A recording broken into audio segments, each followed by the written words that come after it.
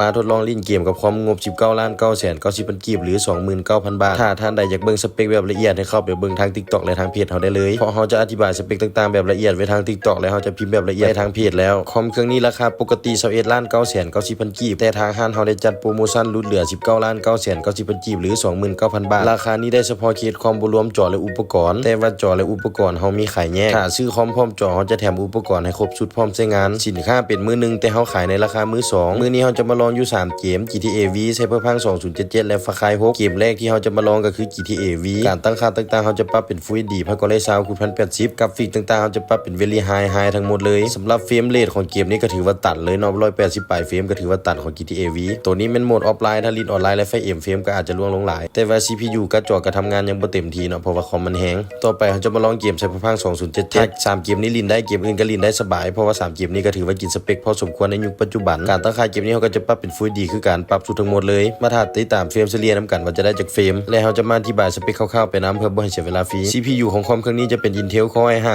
12400F 6 Core 12 เทรดแฮงเทียบเท่า i9 Gen 9และแฮงเทียบเท่า i7 Gen 11 Mainboard H610M Socket 1700 Support Gen 12 Gen 13เฟรมเฉลี่ยออกมาแล้วได้90ปลายเฟรมสำหรับปรับสุดก็ถือว่าโอเคเลยซื้อไปลิ้นคู่กับจอ24นิ้ว27นิ้ว100 Hz พอดีงามต่อไปเฮาจะมาลองเกม Far Cry 6 RAM 16 GB DDR4 บัตร2666 16 GB 1แถวอนาคตสามารถเสริมได้อีก1แถวเป็น32 GB การ์ดจอ RTX 4060 8 GB แฮงเทียบเท่า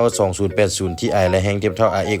6700 SSD M.2 512 GB Windows 10 Pro Power Supply 650 วัตต์การตั้งค่าต่างๆของเกม Far Cry 6ก็จะปรับเป็น Full HD คือกันปรับสุดทั้งหมดเช่นกันเพราะเฮาอยากให้เห็นประสิทธิภาพของมันเนาะเฮาเลยปรับสุดทุกเกมสำหรับท่านอื่นที่ลิ้นแล้วรู้สึกว่ามันน่วงก็สามารถปรับการตั้งค่ามันลดลงได้เคสฝาข้างใส่พร้อมพัดลม RGB 6 ตัวระบายความร้อน CPU จะเป็นพัดลมเดิมจาก Intel เรื่องความร้อนของคอมเครื่องนี้หายห่วงได้เลยเพราะทางห้างเฮาจะเทสแบบละเอียดทุกครั้งก่อนลงขายเปลี่ยนมือ1ล้วนมือ1หมดเครื่องหายห่วงได้เลยเฟรมเฉลี่ยออกมาแล้ว70ปลายเฟรม80เฟรมก็ถือว่าลิ้นได้สบายกับ Far Cry 6 ปรับสุดคุ้มค่าแน่นอนกับคอมเครื่องนี้ทั้งแฮงทั้งงามสำหรับท่านใดที่สนใจสามารถติดต่อหาเพจ Mr. Boss จำหน่ายคอมพิวเตอร์หรือเบอร์ WhatsApp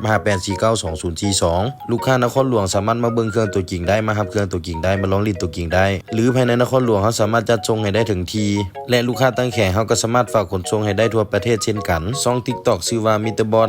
584และนอกจากนี้เฮายังรับเทิร์นเกม PlayStation คอม PC คอมโน้ตบุ๊กเกมมิ่งหรือว่าโทรศัพท์ iPhone iPad เฮาก็รับเทิร์นเช่นกันขอเพียงแต่บ่เก่าจนเกินไปคอมเครื่องนี้อนาคตอัพได้อีกไกลภายได้ไปคุ้มค่าแน่นอน